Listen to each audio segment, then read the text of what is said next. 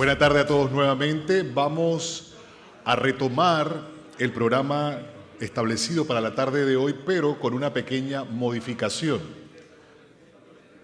Les pedimos a todos su atención para avanzar y hacer la siguiente presentación. Esta mañana, el señor Jérôme Poivet no tuvo oportunidad de responder todas las consultas que se les estaban formulando. Entonces, lo que vamos a dedicar ahora es un espacio de 20 minutos para que él pueda responder cada una de las interrogantes que en ese tiempo se logren incluir. Esto va de alguna manera a extender un poco la jornada, sin embargo, vale la pena profundizar en estos temas tan importantes que definitivamente son de interés de cada uno de ustedes, los participantes en esta cumbre. Así que invitamos nuevamente al señor Jérôme para que nos acompañe y poder hacer entonces, ofrecer las respuestas a cada una de las consultas que van a estar dándose. Recuerden que establecemos un tiempo de 20 minutos para esta dinámica. Good afternoon, everyone. We had an interesting morning and session, but unfortunately we could not take all the questions. So if any one of you have any further questions, then I'm happy to answer. Feel free.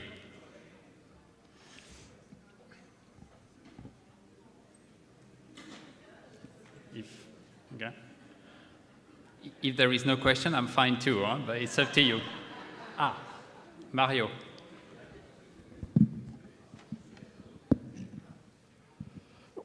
Well, first of all, I would like to thank Mr. President Mejia and Damaris for this wonderful invitation. It gives us a learning experience. Thank you very much. And now, Jérôme, I do not want to make your work more difficult than it is, but I have to ask you the following question. You spoke about compromise solutions. And since we do not have a direct communications between the international federations and the National Olympic Committee, how far are you willing to go with these compromise solutions? No, thank you very much, Mario. This comes back to the question that we had from Hans this morning, and this relationship between the international federations and the national Olympic committees when it comes to finding proper solutions to solve issues with national federations. So once again, the collaboration is needed between the NOCs and the international federations.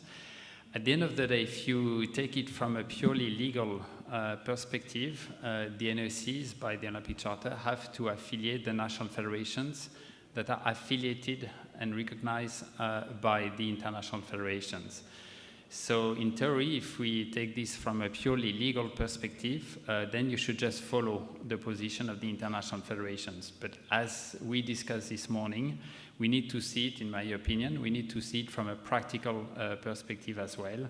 And we need to establish this close collaboration between the NOCs and the international federations. Once again, because the NOCs are on the ground, so they can advise the international federations. They are best placed to evaluate the situation on the field. But at the end of the day, the final decision is taken by the international federation. And this is the way the Olympic Charter now is established. And there is no other solution but to find a compromise solution with international federations. To be fair, most of the international federations are happy to rely on the NOCs on the field. And when they have a problem with a federation, they're happy to get assistance from the NOC and to follow the NOC perspective. Even in some cases, the international federations, in their own statutes, they need the recognition from the NOC first before considering the recognition of a national federation. So there are many different situations depending on each international federation. So I believe in dialogue and in close collaboration between the two. And usually, I would say 90% of the cases, usually you find a compromise solution that is acceptable for everybody. So I think that this is the only way. And again, we are here to help and facilitate as much as we can if you are having specific difficulties with international federations.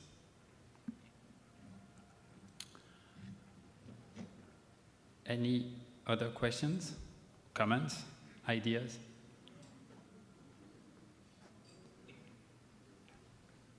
No? So thank you very much once again. And sorry. Yes. Gracias. Yo querría saber, porque se te hizo la pregunta esta mañana y creo que no se resolvió al final, ¿cómo está el ámbito de los eSports para el COI?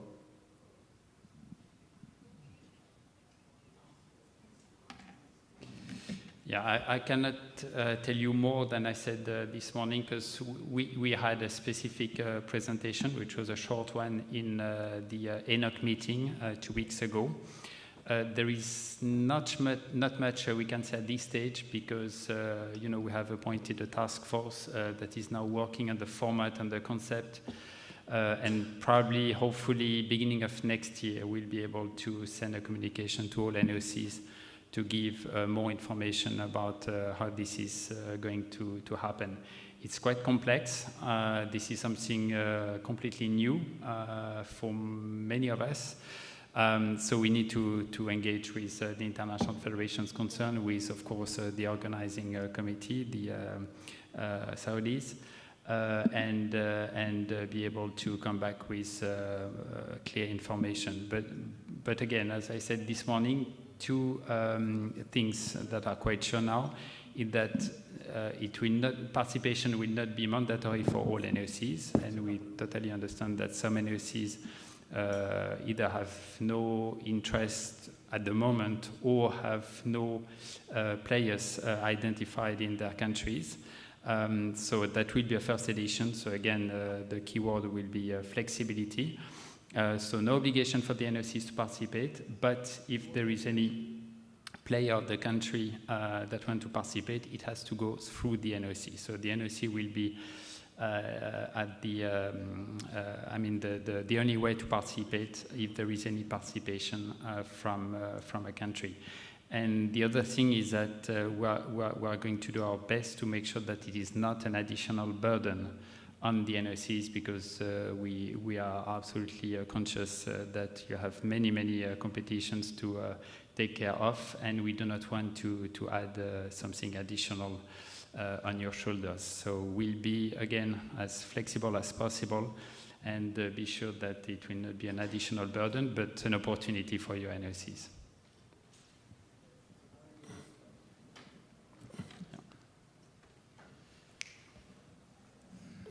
Jerome, sí, quería hacer dos preguntas. Las federaciones internacionales, o sea, no veo claro cómo es que el COI regula las federaciones internacionales. Por ejemplo, si mañana o en el futuro el COI establece que en un periodo de 8 y un periodo de 4 como tiene ahora, pero vamos a suponer 3 periodos de 4 que serían los mismos 12 años, para los comités olímpicos nacionales, eso queda excluida, las federaciones internacionales quedan excluidas, porque hay federaciones que tienen 30 años, 25 años con el mismo presidente. Entonces yo no veo cómo es que la regula, la reconoce, pero no la regula. Y lo segundo es que pienso que en el futuro el COI tendrá que evaluarlo para fines de gobernanza. Organismos como Sport, organismos como Centro, Caribe, las federaciones internacionales, los comités olímpicos nacionales, los eligen sus miembros. Sin embargo, los 206 comités olímpicos no pueden elegir a los miembros del COI. Entonces, ahí se rompe el mecanismo de gobernanza. En el futuro se ha previsto que en vez de elegirse entre ellos, lo elija la plataforma mundial, que son los COM.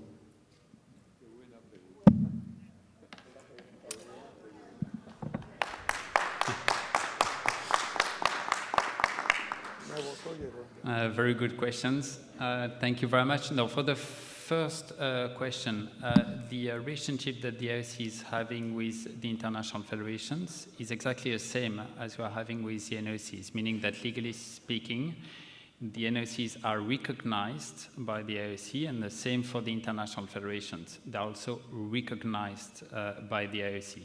So as I said before, if we speak about the term limit and age limit and all this, as things stand, this is a recommendation, a strong recommendation, as I said this morning, but still a recommendation in our basic principles of good governance. So this applies not only for the NOCs, of course, but also for the international federations. But again, there is no obligation. At the end of the day, it's just like the NOCs, we can take decisions. I'm not speaking in this case, but we can take decisions affecting the NOCs, like suspension, like withdrawal of recognition, and we do the same, if necessary, with the international federations. And as you know, the best evidence is that we have taken this decision with boxing to withdraw the recognition of the international federation. So that's the relationship that we have, which is equal, NOCs and international federations. We recognize them, so we can take decision to de-recognize these bodies if necessary. Second question, the IOC is not like an international federation where all the member federation can vote. I mean, this is a voting membership of an international federation. It's basically all the the member federations. The structure of the IOC is different. We have, as you know, we have a maximum of 115 IOC members, including a maximum of 70 individual members, 15 athletes representatives, 15 NOC representatives, and 15 IF, International Federation representatives. So that's the current structure of the IOC. I've not heard that there is any prospect for any change at the moment, but you never know what can happen in the future. But at the moment, this is the current structure of the IOC. Yes, Jerome here. Yeah. This may have been answered in some of your previous answers, but if your NOC is having difficulty with the national federation, and as you mentioned, most NOCs are having elections coming up.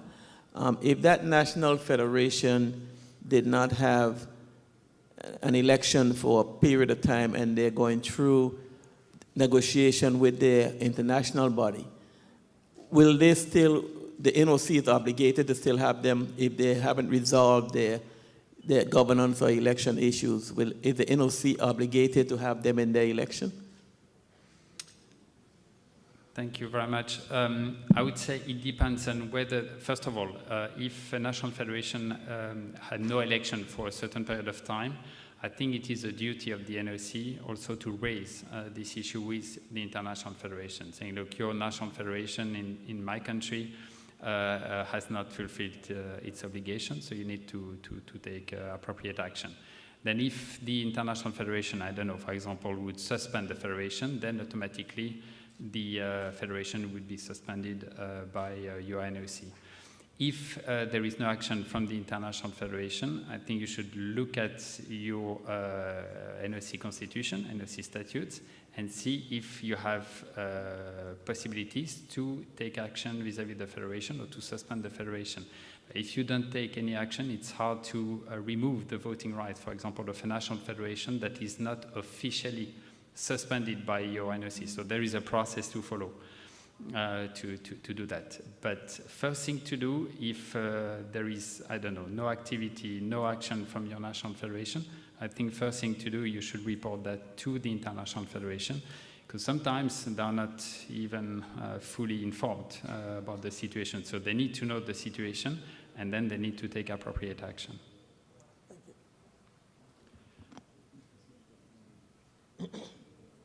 Any other questions? If not, I promise that was the last time you see me today. And once again, thank you very much. And I will be leaving tonight, but I was very, very happy to be part of this session. And thank you once again for the invitation, Luis and Damaris, to come here. Thank you very much.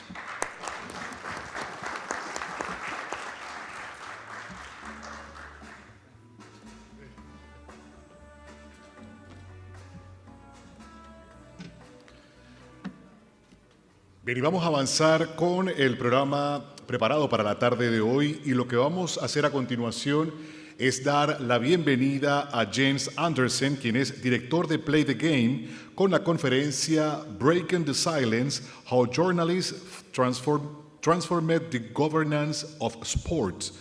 Esta exposición aborda el papel crítico de los medios de comunicación en la transparencia y responsabilidad de las organizaciones deportivas. Invitamos entonces al director James Anderson al escenario.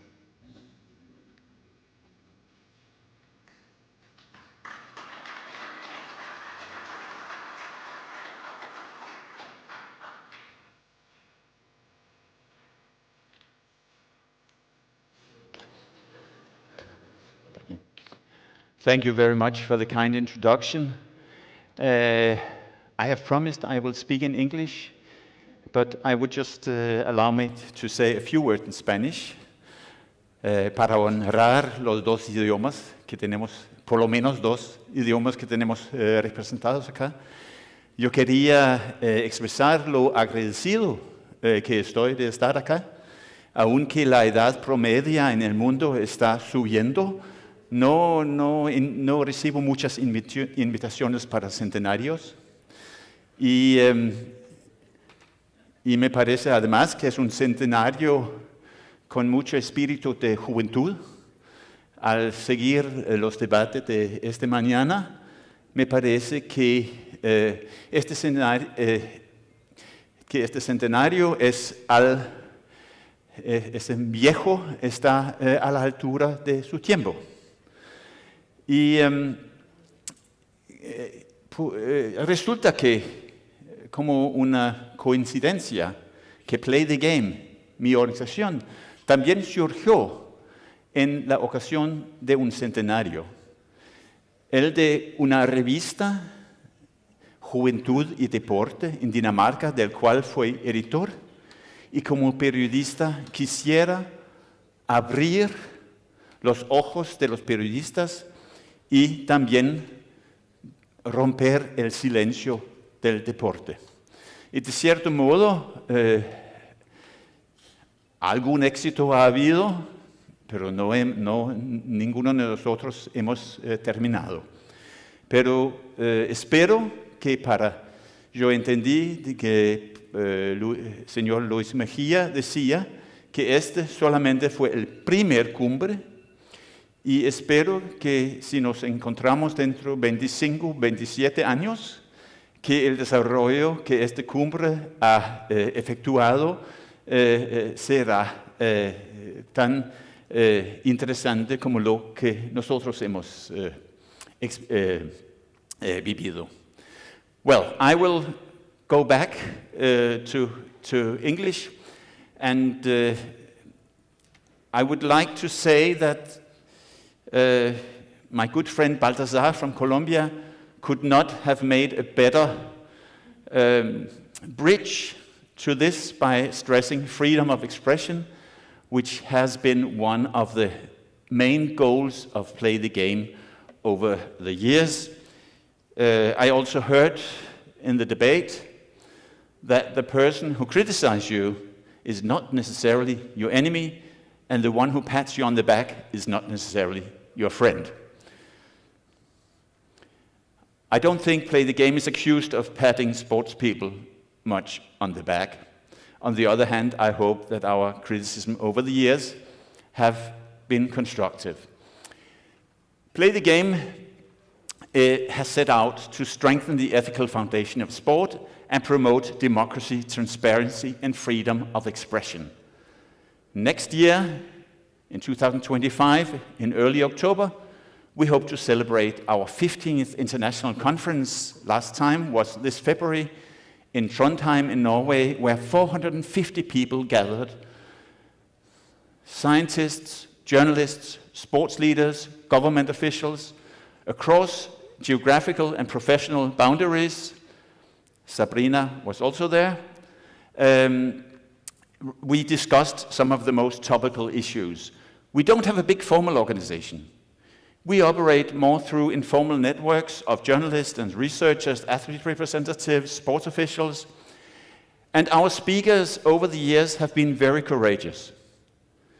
They have been the first to address corruption in the big, powerful organizations, the first to describe systemic doping trade and systemic abuse of doping, the first to address match fixing, and at our very first event in 1997, before anyone had spoken about Tour de France and the Festina scandal, before we had talked about Salt Lake City, our speakers were discussing corruption in the Olympic movement and the use of a new drug called EPO, which was supposed to be very much around.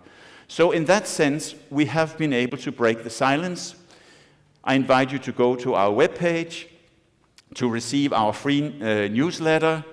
And then I have to declare one thing, which is very strange in these coasts in Latin America, so I'm sometimes cautious about saying it. But we receive funds from the government.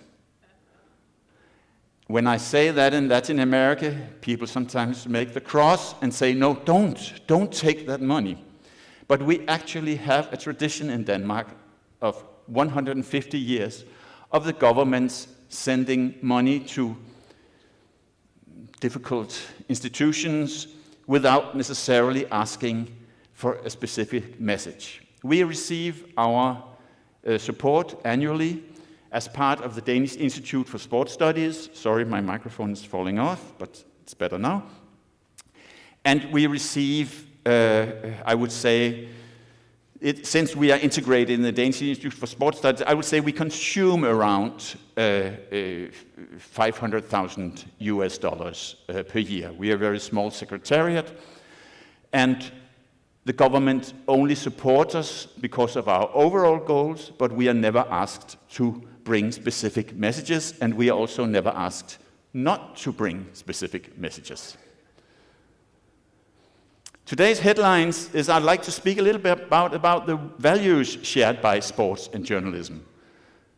I would also address 4 major threats to the integrity of sport.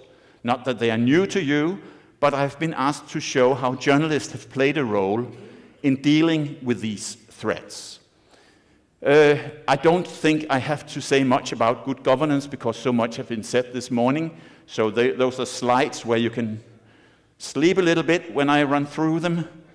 And then I would like to raise the game a little bit and say we need a comprehensive solution to ensure that sport is not taken over by organized crime and corruption. Tomorrow I will speak about the 5th challenge, for instance, the rights of athletes to be protected against abuse. One of the most important remedies is to include athletes in the decision processes, and that is what I'm going to speak about tomorrow. Now, I don't know what is the reputation of journalists in your countries, but I think sometimes their reputation is just as good as sellers of used cars or cyclists at Tour de France, that there is a dubious reputation. I'm referring to the ideals of sports people and ideals of journalists. The good guys, the good girls, when I talk about shared values. For instance, sport has a goal of seeking some kind of truth. When we are looking at sport, it's also because we are looking for definitions. When we see a long jump, for instance, we have a commonly accepted truth that this, or we try to get it, that this long jump was 7 meters and 13 centimeters. And we cannot just say, no, it was 740, or I think it was 3 meters. No, we actually don't discuss that. We establish a truth. In team sports, we establish the truth about who's scoring more goals or points than the other. Not necessarily the best team wins, but then we have another common feature. We engage our audiences in discussions about values. The good journalists seek truth, but they also seek a public engagement about in which direction society should go. The good sports people also provide discussions for what kind of sport do we want.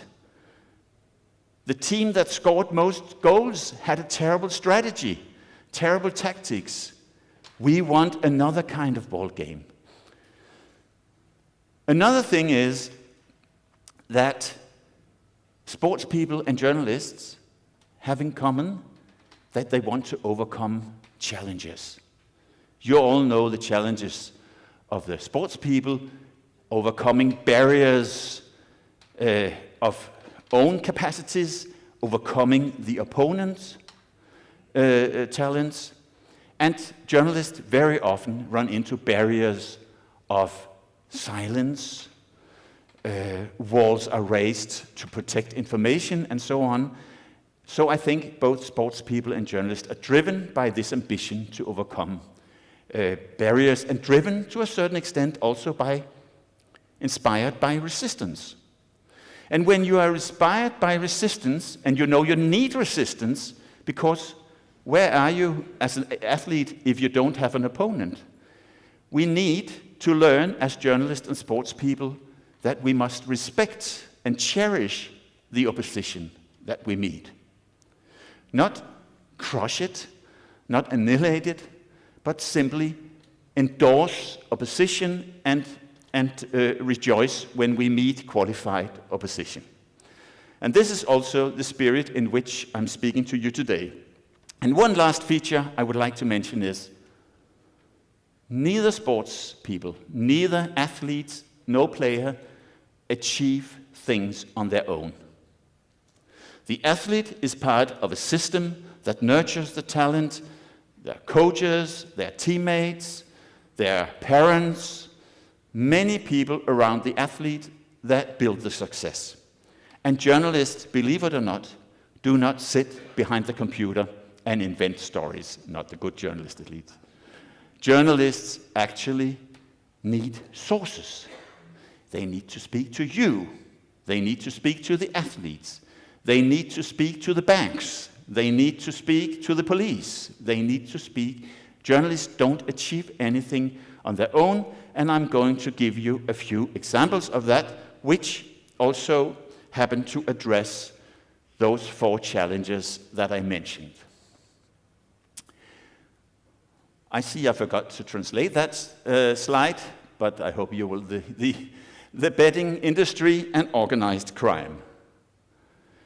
Here you see journalists who know how to work excellently in a team. Am I standing in the way for you? Can you see the slides? Yeah, okay. The devil in the data team.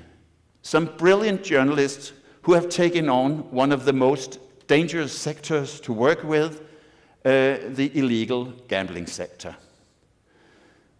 They have found that international sports betting is dominated by companies who operate illegally in the Asian markets. And yet, in spite of them being illegal, we find their names everywhere in top European football. Here's a list of some of the clubs that these companies sponsor. I invite you to look into your own countries and see the betting companies that appear in relation to tennis, in relation to football, in relation to baseball and whatever. Where do these companies really originate and how do they operate? These illegal companies choose these prestigious sponsorships partly because they have a lot of money and partly because the clubs don't ask any difficult questions, because they can then achieve visibility, credibility, and impunity, and they need it to protect themselves. Now let's take a look at 8xBet, the official Asian betting partner of a little football club called Manchester City. How do they operate? Where they produce their things? Well, you have to go to Southeast Asia. You can find compounds in Cambodia. Across Cambodia, at least 200,000 people work in closed compounds where they have delivered their passport and cannot escape. They are exposed to physical and psychological violence. They are actually working in slavery-like conditions. And because many of them are male, their kind employers have also organized massive prostitution rings in connection to these compounds. Now, this is something that we very rarely hear about. And the journalists I credit for these photos, those I showed you, is they have actually gone to the internet and used all kind of advanced search mechanism to identify and show how these camps are guarded. I have more dramatic pictures. I will not show them to you because we have so much to go through. The biggest operator is called 1xBet.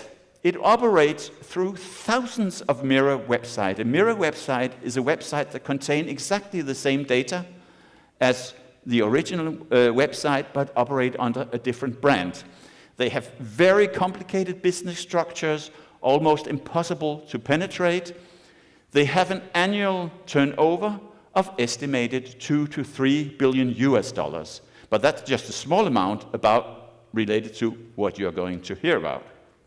They operate in more than 100 countries. Take a look at your own country and see what you will find there. This is not a $1 billion market. It is a $1 trillion market, counting in US dollars, or in this country, Balboa.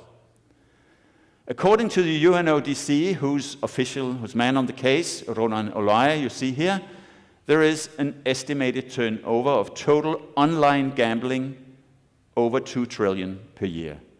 The Asian Racing Federation, an organization that really works to have transparency in this market, assesses that 62%, two-thirds of it is illegal, which means that you have an illegal gambling market annually with a worth over 1.2 trillion US dollars.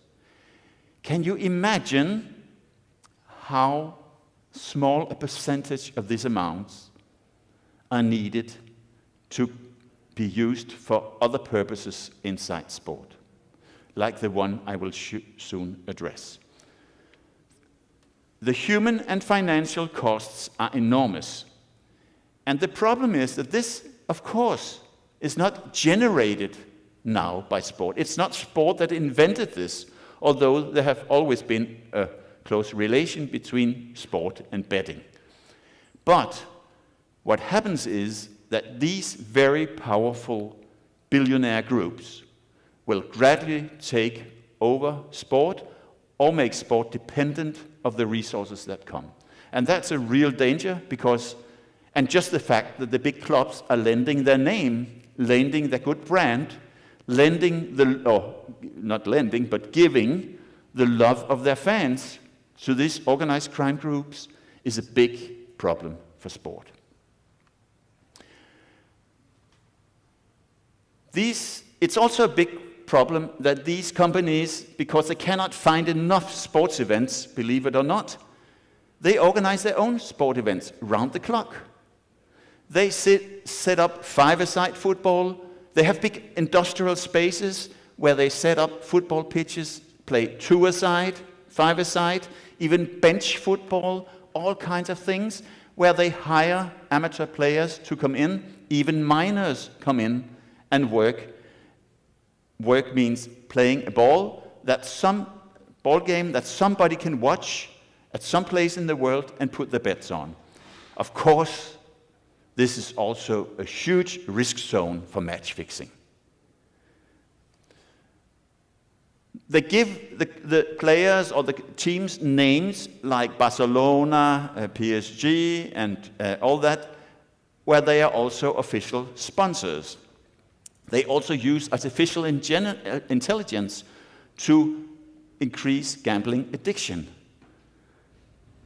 I was at a Council of Europe meeting with parliamentarians from all across Europe last week, and they were seriously discussing betting as a new drug for the youth.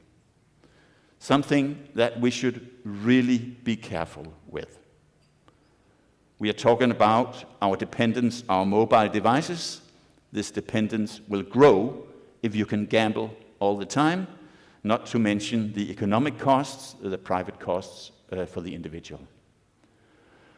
Now that leads over, as I said, about match fixing. When we started Play the Game many years ago, match fixing was not in our vocabulary.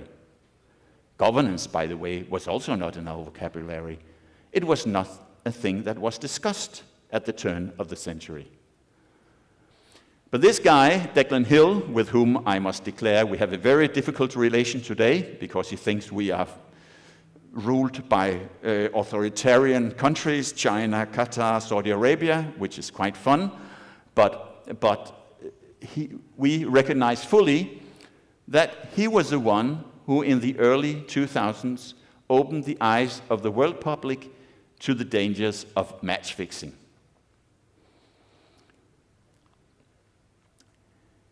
Among the many things he showed was that the reports of the fixes did very rarely come from the inside of sport.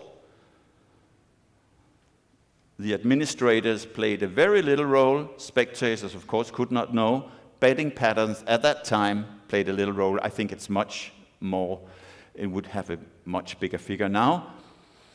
It was mostly the police that came across match-fixing cases when they were wiretapping phones to look at other types of crime. And the media also played a relatively modest role. But there are other journalists at Declan Hill that have taken on this. The journalists that expose themselves to great risks. Here's an example of a Ghanaian journalist who was actually killed because he reported on match fixing. And who inspired to that killing in Ghana? Well, that was a member of parliament who was involved in all this, who said very openly on TV, that boy is very dangerous, he lives here in Medina, if he comes here, beat him. A few months later, we had the editorial boss of Ahmed Hussein Swale, Anas from Ghana, came to our conference and spoke in disguise, I would say a very elegant disguise, but also clearly fearing for his life, and we had security measures around him, as we have sometimes to have around some of our people. I go back in time and say the big breakthrough for the awareness about match fixing was when Europol revealed that at least 380 professional football matches across all kinds of tournaments had been fixed, and 300 more were under suspicion, and some of these matches were also from this region. We have had this fixing player visiting our conference to tell about why this happened. When he was 35 years of age, at the end of his career, he was very poorly treated. His career was not very glamorous. He has played in Iceland, in Croatia, in Slovenia, in low-ranking clubs, but he had made a living. But when he ended up in his home country, he did not get paid. I am sure that you will find professional clubs or semi-professional clubs in your countries also, where players are not treated really well, where payments are delayed, or where they receive harsh treatment, or if they're thrown out, if they complain of anything. And this guy ended up with, for 10 months, or 14 months, sorry, he had received no payment, and he had a family, and he had rent to pay. And then comes a friend known from the Croatian Football Federation, and say, I can help you. You just have to fix the next matches, and we will pay you 5,000 euros. That cost him 10 months in prison, not the fixer, but the player. Individual sports are very vulnerable. Here's a Danish badminton player who received these messages on Facebook. I asking you a very sensitive question, hope you don't mind. Just a secret between you and me. Are you interested in being paid? Blah, blah, blah. He reported it, but of course, not all individuals report the offers they get. This is a shadow figure, but we know that tennis, that has a very strong integrity unit, and badminton and other individual sports are, of course, very vulnerable, because how can you know if a player has a bad day? Because it is a bad day, or because it's a very good day. Olympic corruption investigations. It's completely random. I've chosen these two figures, of course. Only one of them is convicted. I had a shock. I can tell you, I have had very few surprises knowing the shadowy side of sports. But in 2011, I was at a hugely prestigious European Union meeting, and at the end of 2 long days, with endless discussions and a lot of boredom, everybody was longing for supper and for the last dinner and not thinking about anything else. Suddenly, there was this man who stood up, took the microphone and said, "Welcome to my beloved Hungary." And then he said, "Listen to this gentleman," and he pointed at me because I had said something indicating that corruption could be a problem. And this guy said, "Corruption is an increasing trend. Even doping controls and doping laboratories are exposed to corruption." Elections, he mentioned. And he said, in some countries, money seems to be growing on trees, and these countries can buy positions in places where they have absolutely no professional influence. Well, it happened to be an honorary member of the IOC, and I was so shocked, because never before had a prominent IOC figure said something like that in public. Not even Richard Pound, who was very outspoken. So it took some years before we found out what the reason was that he suddenly spilled the beans. Because there were internal processes described by journalist Grit Hartmann, of course not inventing the story by herself, but through sources in the International Weightlifting Federation, that Thomas Jan had operated with 2 secret Swiss bank accounts, sending money into them, and only he had access. Not even the Secretary General, to my knowledge. Internal critics found out that there were at least $5 million US missing. Nobody who knew where they had gone. And actually these internal critics, and I know we have important witnesses, first-hand witnesses here in the room, the internal critics actually complained to the International Olympic Committee. And after, I think, a few months, these critics got an answer. I have seen the letter. It is one of the shortest letters I have seen from the IOC. It says, "This is about IWF jurisdiction." I don't understand that, because we had heard over years that from the IOC that sports money should go for sport, and this was actually Olympic money that was disappearing. Now, I have to make sure I don't get lost in weightlifting, but we published this in 2013, still nothing happened. So Thomas Jan could continue as president until 2020, where he resigned after 44 years, as either Secretary General or President of the International Weightlifting Federation. It is, if it was not so sad, it is actually quite entertaining to read Richard McLaren's report that came on the back of renewed journalism made by Grit Hartmann and the German broadcaster ARD, who now did not talk only about corruption with money, but also of extortion, of meddling with doping cases, and this kind of stuff. And then it became very serious, and I'm not going to read you through all this. By the way, I have promised that you will get a written copy for your personal use. Also, I'll try to make one in Spanish. Well, I know much has happened in the International Weightlifting Federation since 2020, and I know that Damaris also is an expert on the issue. So I will just say I bring this example partly to show that journalists can make a difference, but only if some people listen. And I think it is a big mistake of the IOC not to have taken stronger action against Jan, and I could mention a few international federation leaders more who have been around for very, very long, and they have been all through all kinds of governance benchmarking, and they are still sitting there, and they are still having questionable management practices. And so I would like to reflect the call of Luis Mejia, that not only with regard to term limits, but also with regard to governance measures and other measures, that the IOC play with strength. The strength that the IOC has, having the keys to the Olympic Games, which is vital for so many people. They have done it with boxing, and we should appreciate that. But it took years.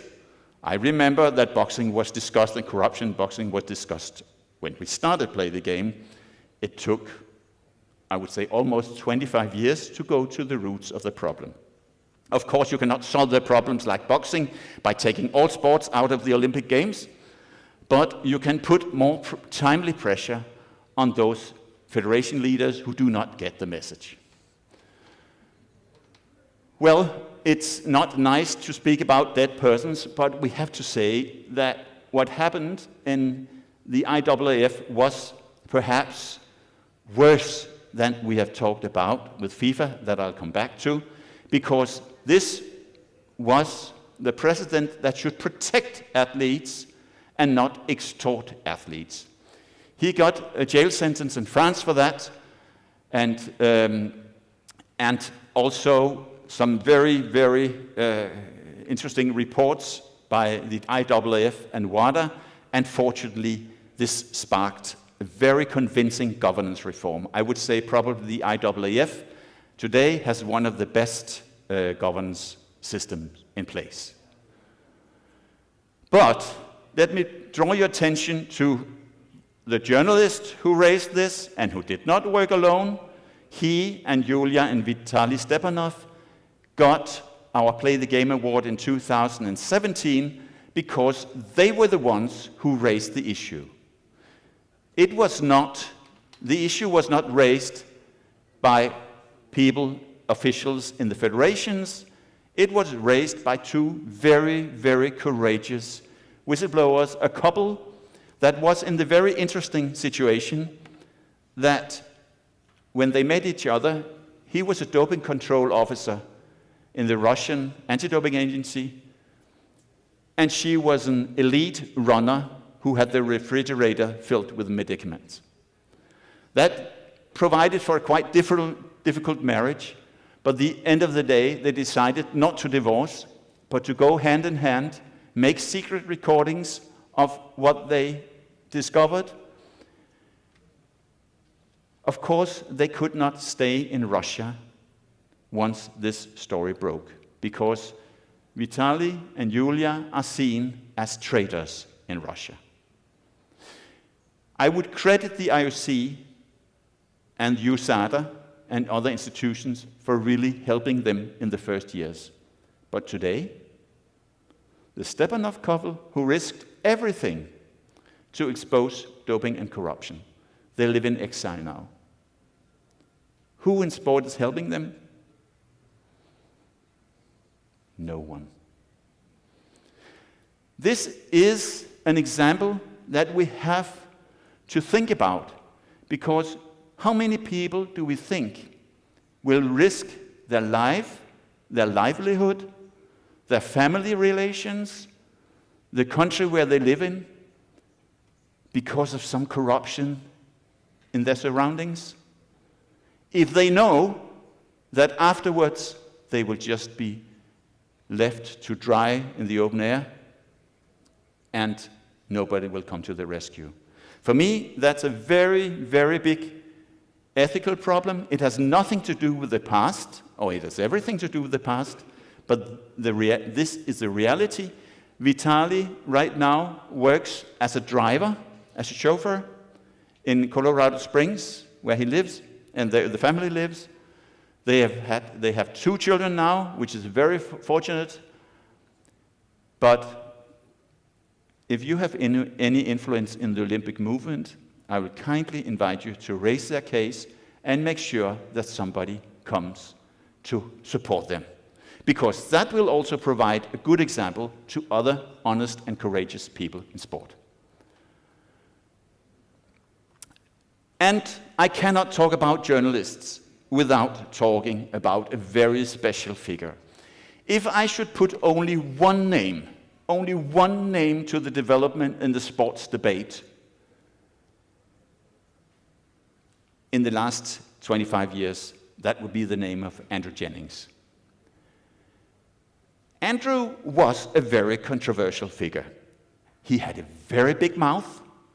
He was very tabloid. He was always dressed terrible. And he didn't care about sport.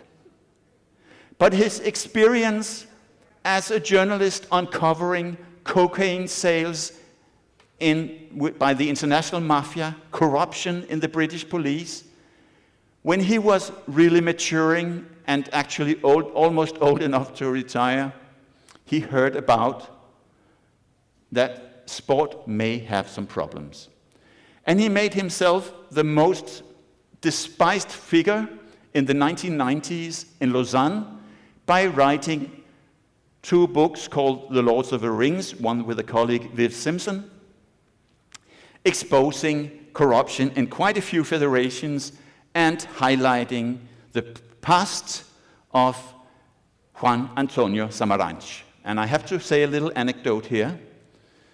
We say we shouldn't mix sport and politics. We shouldn't mix politics and journalism, perhaps. But Andrew had grown up in a working-class neighborhood in London, where the heroes for the young were the veterans from the Spanish Civil War, who had stood up for democracy and good values against a fascist army that later became a fascist dictatorship. And when Andrew Jennings heard that the president of the most idealistic youth movement in the world, a glorious movement, was a former minister under the Spanish dictator, Francisco Franco, he got really motivated. However, political motivation is one thing. You don't advance 1 meter as a journalist if you're driven by politics. There is only one thing you can do, one way you can work, and that is a slogan. I don't think it's the next slide, but I would just say that after dealing with the IOC, in an effort where you also had IOC reform, not because of his work, and very needed IOC reform, but at least somehow his work was justified by then. And he had then heard that there's an organization that's much more interesting. So in 2001, when FIFA was in trouble because its biggest marketing partner was defunct, Andrew Jennings kicked in the doors at a press meeting at FIFA, I think the last meeting he was allowed to attend, and said a very naughty question. He said, "Mr. Blatter, have you ever taken a bribe?" And Sepp Blatter said, no, of course I have not taken a bribe. And then Andrew Jennings played a very, very dirty trick. He's made a big headline in the British tabloid saying, "Blatter, I never took a bribe." I wouldn't recommend that as a method for journalism. But Andrew Jennings wanted one thing. He wanted to send a signal to the honest people in FIFA that now Andrew Jennings was around. And you know what happened? 3 weeks later, he was invited to Zurich, and in some dark place somewhere in Zurich, he was given boxes with FIFA documents. And from then on, his investigations rolled. I will show you... Mr. Warner, good morning. Welcome to Zurich. Good evening, Mr. Warner. Andrew Jennings, BBC Panorama. Hello again. Come on, leave me alone. Can I ask you how much... Please don't do that. Can I ask you how much money you're making? Leave me alone. Please do. Oh. This is only a very polite inquiry, Mr. Warner. If I could have spit on you, I would have spat on you. Why would you spit on me? Because you're garbage. How much money did you make selling World Cup tickets this year? Ask your mother. Thank you so much, Mr. Warner. Thank you.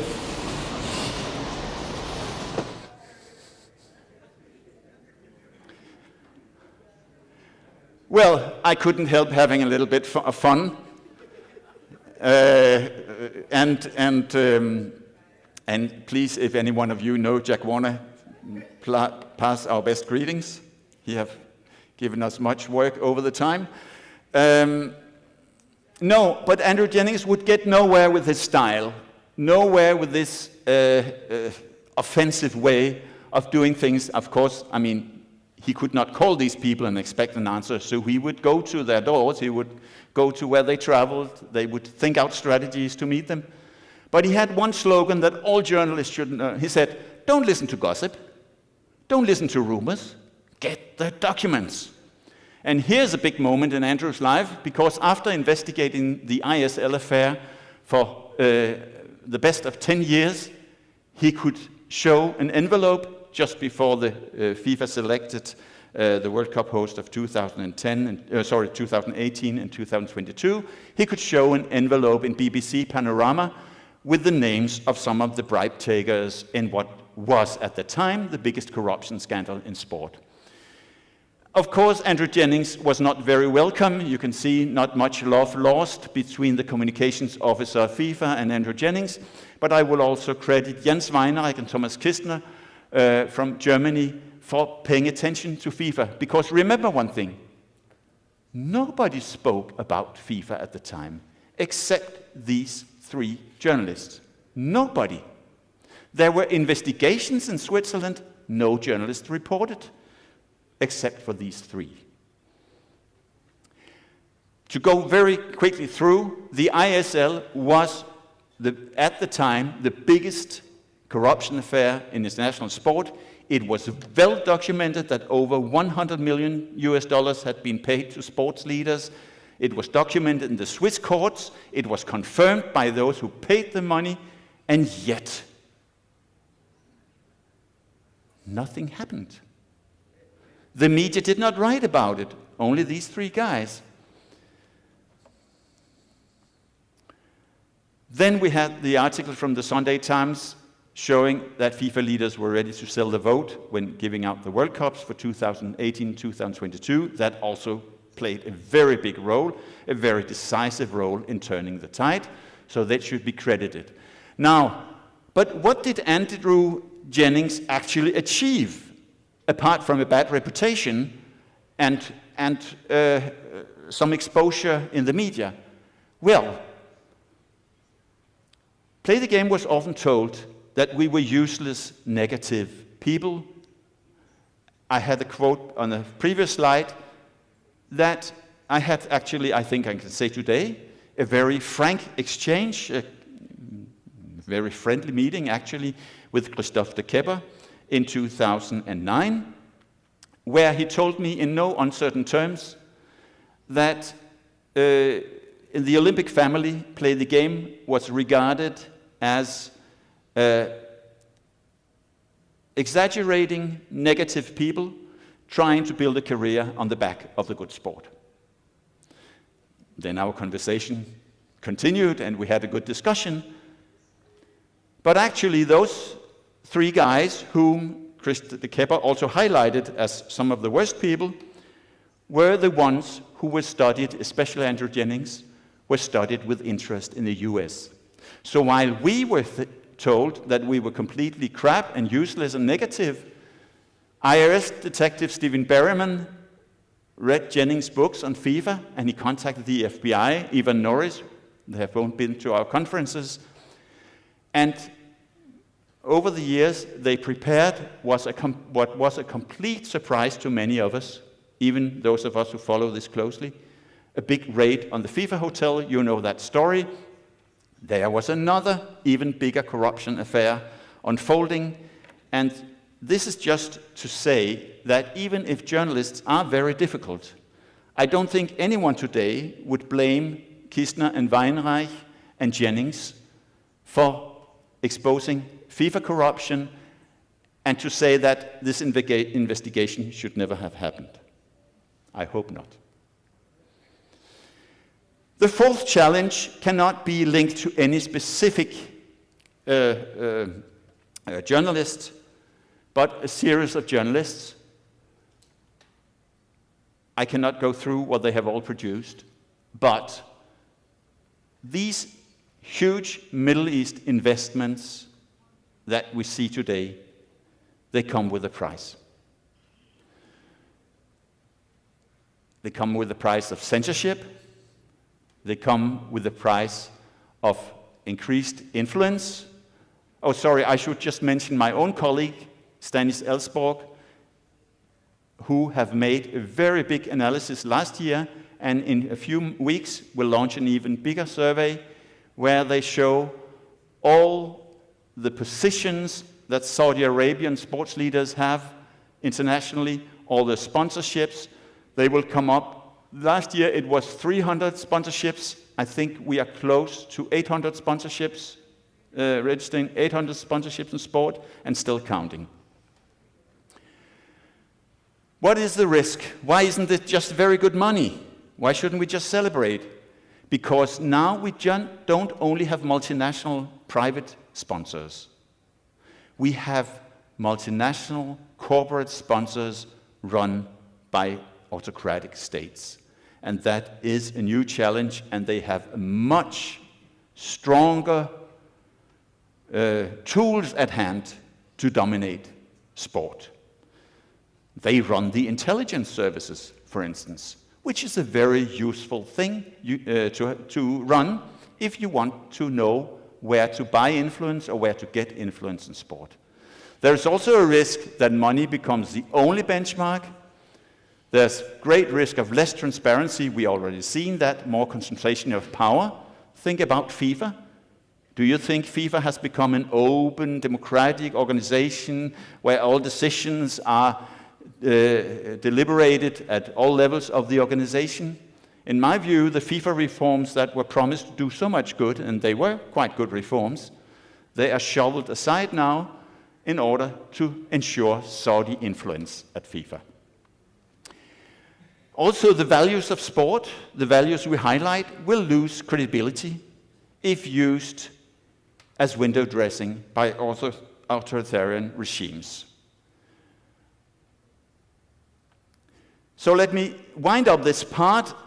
I will go to the solution soon, but let's wind up this part without a compliment I was very happy about.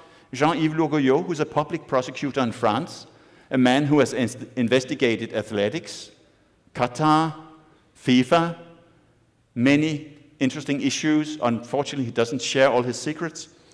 But at our Play the Game conference, he said, without journalists, we could not do anything. Because we need journalists to raise the issues. And you know what I have seen over all these years? Journalists may be correctly accused of being very aggressive. But what is not correct is that they exaggerate. Because every time the police has entered a case raised by journalists, this case becomes very much worse than even the most critical journalists could imagine.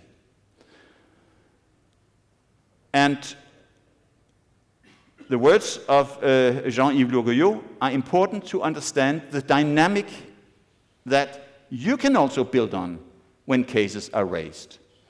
And maybe you should build on them. Maybe sports leaders, I'm not talking about you personally, each one of you are of course completely honest people, but I could say if sports leaders would consider responding to critical journalists, go into a dialogue, and maybe improve if there's need to improvement, then there's a good chance to avoid that the next one that knocks on the door is not Andrew Jennings, because he is dead, unfortunately, but the police.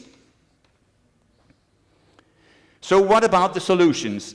I will actually not say much about governance because so much good has been said. I would say there is something structural in sport that enhances or facilitates corruption. There is a monopoly status from the sports, and they have a very attractive product to sell. There is no real competition. There is, of course, competition with computer games and other kinds of entertainment, but in terms of sport, there is only one football federation, only one handball federation, etc. There is very, very little external control. Even external auditors are somehow very often dependent and not very credible. There is a lack of internal credible checks and balances. World Athletics and the International Biathlon Union are very good exceptions. There is a family culture. We don't bother each other. We don't talk badly about each other. We stick together. There is a one nation, one vote principle, and I'm sorry to say, because I know we have many small nations in the room, and Denmark is, by the way, also a very small nation. But seen from the point of view of athlete participation, the one nation, one vote system is not the most democratic. This is something we can maybe discuss on another occasion. I agree, I recognize it's there and very hard to change, but, and then we have redistribution of funds where we often find conflicts of interest. And I could also mention the word autonomy, but then I am afraid I get carried away for more than an hour because it's such an intriguing and interesting issue. I will only say one thing about autonomy. When I was so fortunate about to be involved in the drafting of the UNESCO Charter for physical education, physical activity and sport in 2000, and that was adopted in 2015, I had managed to introduce one paragraph, maybe some others too, but at least one that is relevant here is that governments and sports organizations should sit together and define their mutual rights and responsibilities. I think it's very good that the IOC has made a proposal, as I heard this morning, but it's still made by the sports movement, perhaps with consultancy externally. But I think if we had an international agreement about the principles of autonomy, because both parties have a right on their side. Taxpayers' money is used to sport, and the politicians have a right to know about how this money is used, and to a certain extent also decide how it is used. But sport also manages private money, and many sports organizations are still associations and not just industries, so they should of course also enjoy association freedom, which in my view is the key word if we want to defend autonomy of sport. Autonomy of sport is a word I would rather not use, but association freedom is very good. Now, I'll just briefly mention that provoked by all these, we didn't know the word governance in 1997 when we started, but by and by we saw how all these problems we mentioned came together in governance. So we made a sports governance observer tool, and if you can say the impact it made was that it provoked the IOC. Sorry, I made a mistake here, didn't I? Just a moment. No, I didn't, sorry. I'll not explain we made our very first survey showing that 2/3 of the International Olympic Federation fell beyond a 50% score of the most basic parameters of sports, of governance. Now, this situation has changed because of the good work by Jérôme, because of the good work by ASWAF, but I doubt that this work of ASWAF, the Association of International Summer Sports Federation, I don't think it would have happened if we hadn't launched that, because it came on the back of our survey that Thomas Bach said, we want independent benchmark of the International Federation's governance. Independent benchmarking, yes, but is the Association of Summer Olympic Sports Federation the most independent organization? I don't think so, but it's better than nothing. And it may have your interest, although I fully understand if you prefer to use the models launched by the Olympic movement. But for comparison, you could perhaps take a look at our National Sports Governance Observer tools that are available on our website.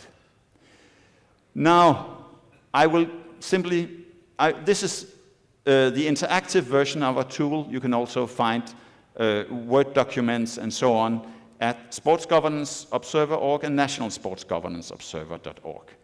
And you can go to our website, or you can write me, whatever. I think the advantage of these tools are two. First of all, they are truly independent. We have no conflict of interest inside sport. And second, most importantly, they are actually transparent. I think it's a big mistake that ASWAF, which represents now the official Olympic governance benchmarking, is not sharing its data. That's a very big mistake. It's based on self-evaluation also. It's called assisted self-evaluation. But sorry, if I go to an exam, I can also do a self-evaluation. But I'm not sure that it will be credible in the eyes of the wider public if I come out and say, I passed my self-evaluation exam with a very good result. I think everybody could do themselves a good favor by having real, independent, and transparent assessment. And now I'm not going to make any further PR for that, but I'll just say we have one slogan. I'm not quite done yet, but I'll say about governance. We say good governance does not solve all the problems, but without good governance, none of these problems will be solved. And sport cannot solve it alone. That's also important to remember, and that's my last bit here, is to say, I have to excuse to the interpreters, I speak faster than I had planned, but I will try to slow down, because now we come to something very important. It was also mentioned this morning. We have so many good governance guidelines. We have so many integrity policy papers. We have good people employed at the IOC and many federations to provide integrity. But what we don't have is enforcement. If an international federation president does not comply with the good governance principles of the IOC, nothing happens. Maybe a little warning over coffee now and then, but nothing happens. Boxing is a good example. We need enforcement. We also have too many governments who shy away from touching criminals if they are too close to sport, because, as someone said this morning, politicians like photographs taking and don't want conflicts with sport. Well, here are just a summary of all the statements and resolutions and mechanisms. I would say in doping we have enforcement, but that's the only area where we really have enforcement. Play the Game has for years argued that we need an international body with oversight over crime and corruption and protection of integrity in world sport.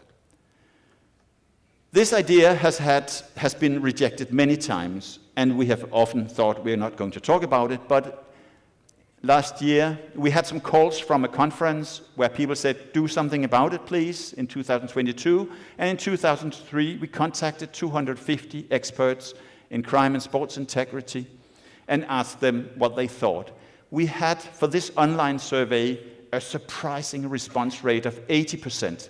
Try to send an email survey out and get an 80% response rate. These people are extremely committed. They shared over 800 extensive and very qualified comments. Unfortunately, none of them came up with a clear solution, but that's what we are working at. And we have a report on our website that is available. We need a focal point for whistleblowers, is what they said. We need monitoring, we need investigations, we need enforcement, and we need better pathway for remedies than the ones we have in the Court of Arbitration for Sport right now. We have now had broad discussions at 2 Play the Game conferences with many stakeholders. We have extensive desktop research. We have an advisory group with 20 highly experienced people who have been at Interpol, UEFA, WADA, FBI.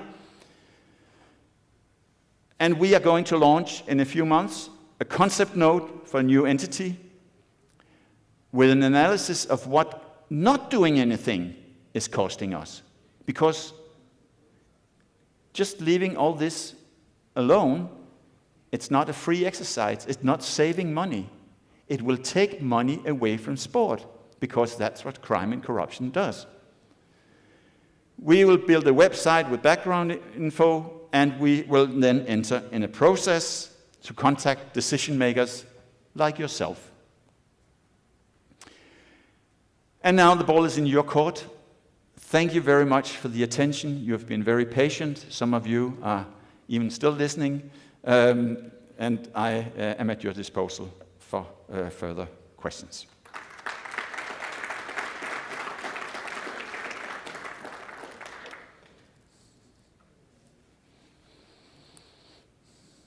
And if you're exhausted, that's also okay.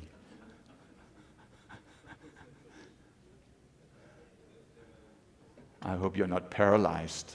Not at all. Right there. And there. Thank you very much for the in-depth presentation.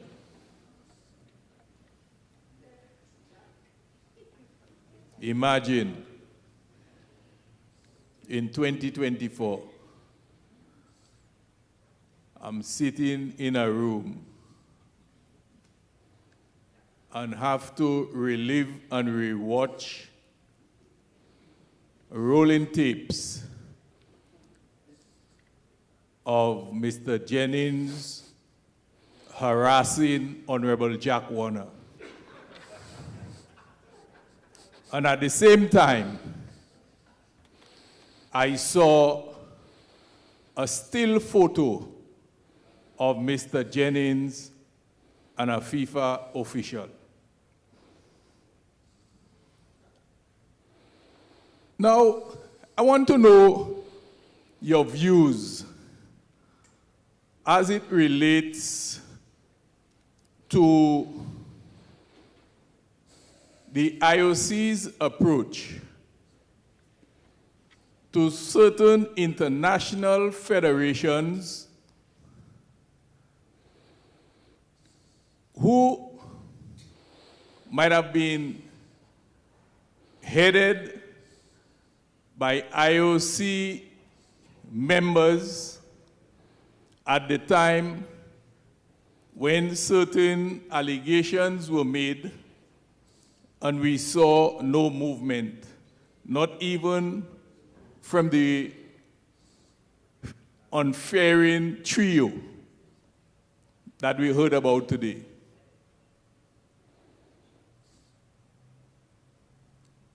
Boxing seems to be in the air. And we have heard a lot, accusations left and right, to the point that the IOC has decided IBA is no more because of ABCD.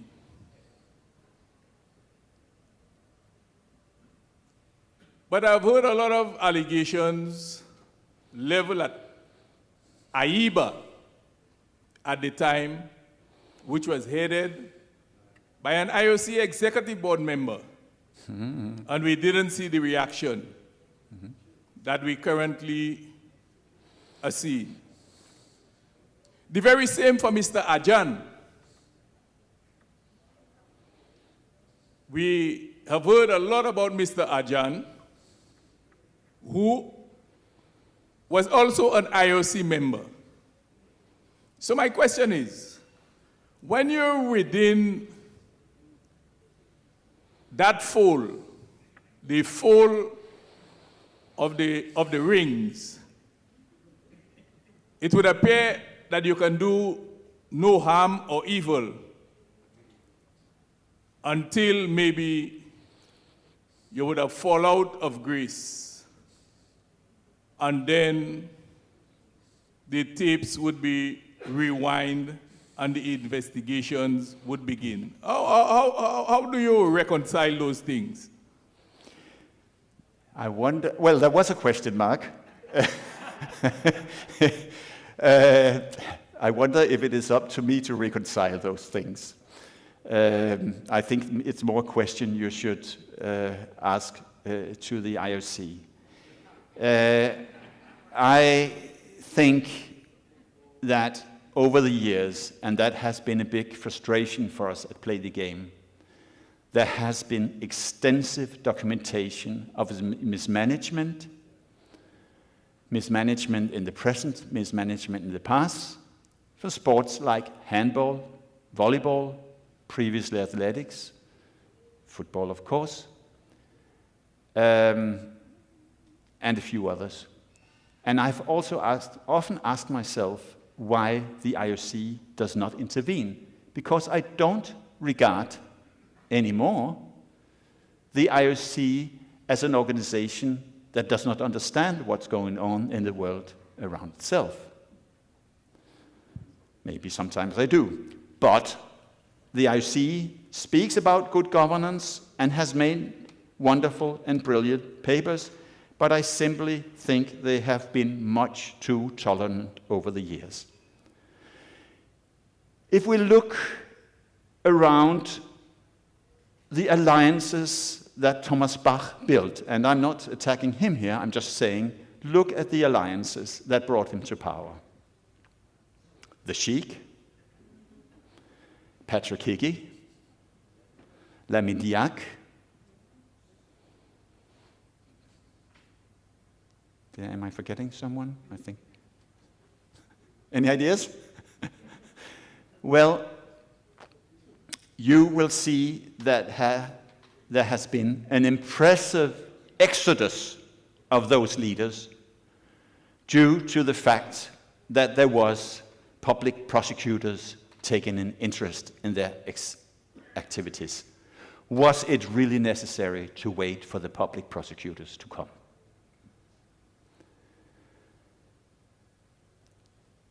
I think the IOC have an ethics committee. It has guidelines and rules. But in none of these cases, and a few more, we have seen the IOC go very actively in on a short notice and say, we suspend, we exclude. I remember when the ISL affair had broken, and it was clear that João Avalanche had taken millions of dollars. He got a 2-year ban from the IOC. The explanation was, yeah, but he's much over 90 years old, so a 2-year ban, maybe the problem will solve itself. Well, actually, Avalanche, well, he never came back, of course. I know that. But if you look at this, I would just say it was a sensation.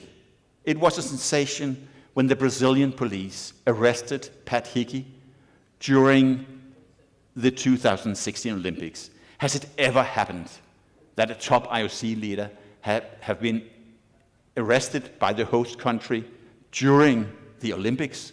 I don't think so. Now, I can only say that I'm sorry on behalf of Patiki that they are still working on his case. That's really a disgrace. That's a human rights issue. But what does this tell us about the IOC's efficiency in cleaning up its own ranks? It tells us that it's not very efficient, and the reason is obvious. There are conflicts of interest. You can also take any international federation. The president can only exclude or ban so many people, because these people are the president's, his voters, very rarely her voters. It's difficult. And that is why I believe that such an agency could be a big relief for international sport. They could put the responsibility of monitoring, of sanctioning, and so on. Of course, you don't leave it to somebody just that doesn't know about sport. Of course, sport should be involved somehow in creating that institution, but sport should not have the veto right, and sport should not have the dominant position. We should find a balance of powers that is workable, a better balance of power than in water, and then I think sport would come to a better place, because it must also be very, very frustrating for good people at the IOC and FIFA to hear people like me continue to hammering on them. And the solution is not that we stop hammering. The solution is not to shoot the messenger. The solution is to make the cleaning of the house. And I think international sport should be grown up enough. These debates did not exist 25 years ago. It was all taboo, complete taboo, until 2010 and the FIFA scandals when they broke. Then suddenly the tide turned. But now we have had 15 years discussing good governance, and it is time for enforcement. That was a short answer to your long question. Luis Mejía, por favor.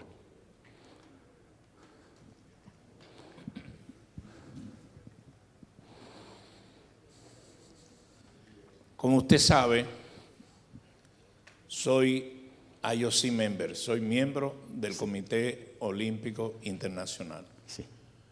No voy a hablar por el Comité Olímpico Internacional. Primero, porque no es el caso. Segundo, porque no es necesario. Y de eso no se trata su conferencia. Su conferencia ha sido muy clara, basado en hechos que han ocurrido a lo largo del tiempo. Yo simplemente quiero, ante una pregunta muy importante que qué va a hacer el COI, hacer un par de referencias que usted lo ha dicho, pero yo lo voy a decir lo mismo, pero de otra manera como lo veo.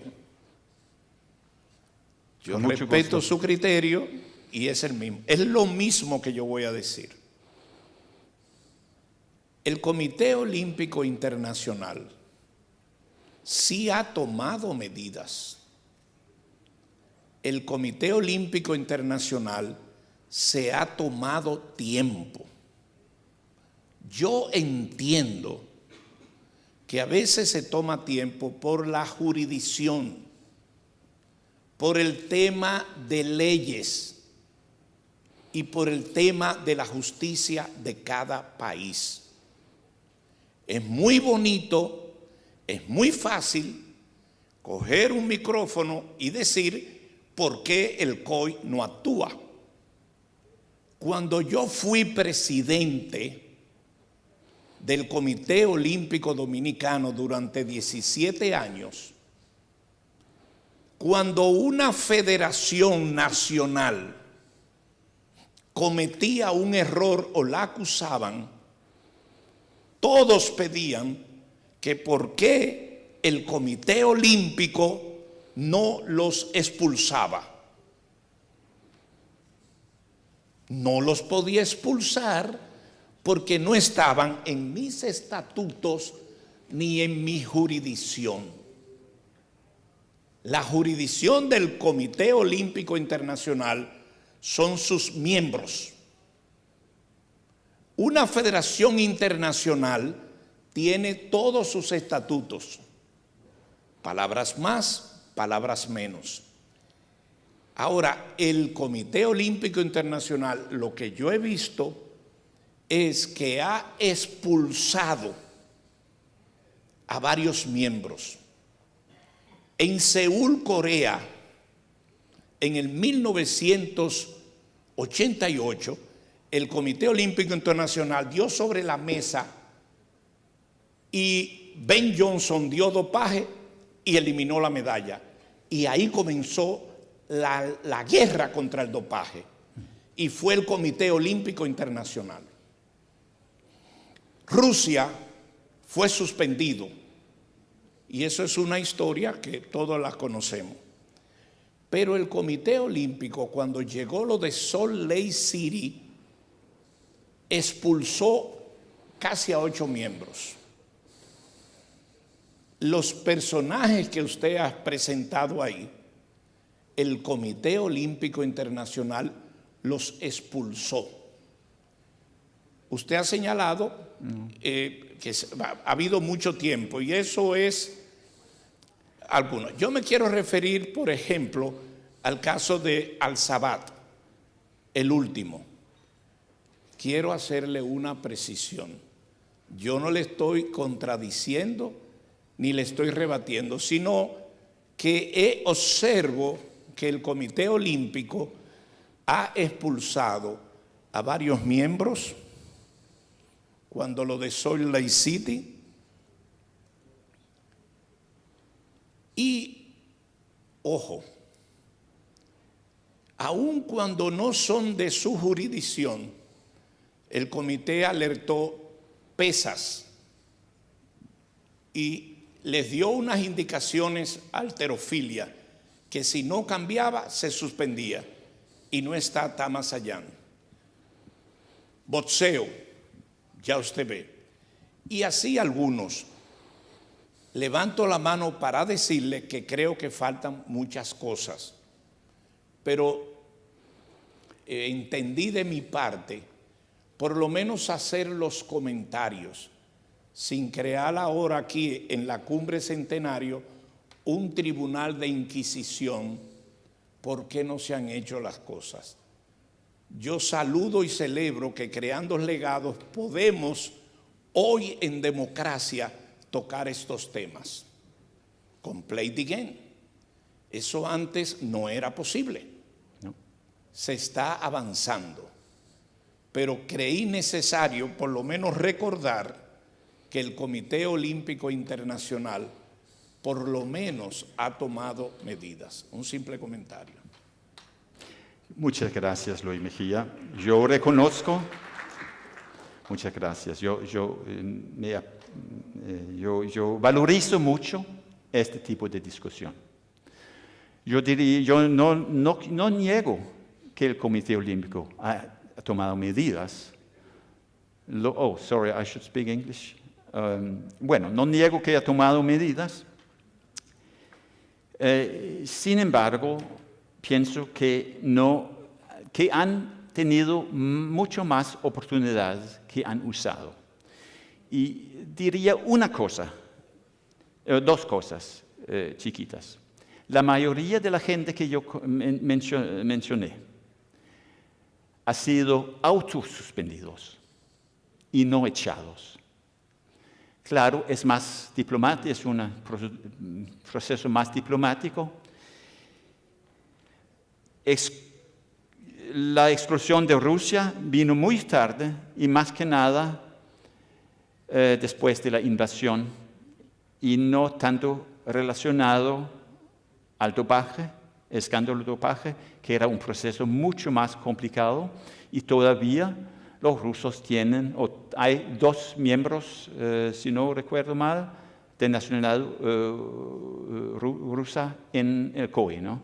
¿Es cierto?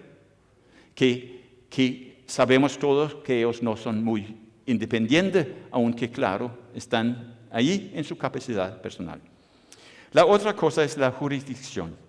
Es claro, y the Court of Arbitration for TAS, en el caso de la halterofilia, han analizado muy bien que las federaciones son independientes, pero también el COI tiene el derecho de invitar o no invitar, de apoyar o no apoyar con recursos. Y este es el herramienta muy, muy fuerte. Sabemos, lo vimos en wrestling, ¿cómo es wrestling? En la lucha, vimos hace unos 8 o 10 años que el Comité Olímpico decía,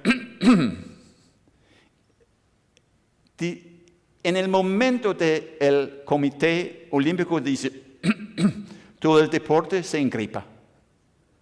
El deporte entiende el mensaje y adapta su gobernanza, eso lo vimos en la lucha.